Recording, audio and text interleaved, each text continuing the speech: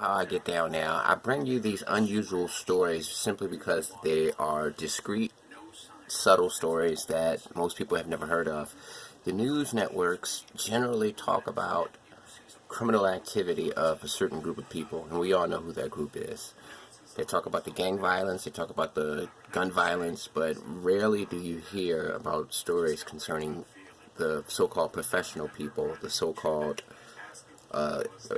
people who aren't inclined to criminal activity. You rarely hear about those stories. The only place or outlet that shows these stories are the local news networks that just so happen to be where these people live.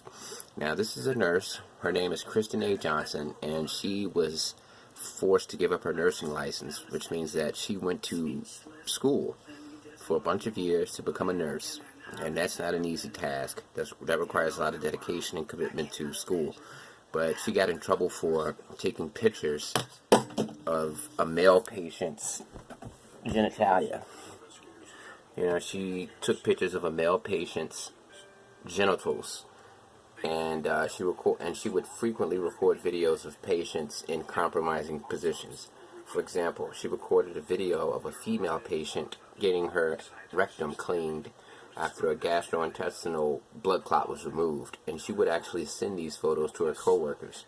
One of her coworkers reported this and reported, that she was uncomfortable with the fact that this nurse keeps taking pictures of people in compromising situations.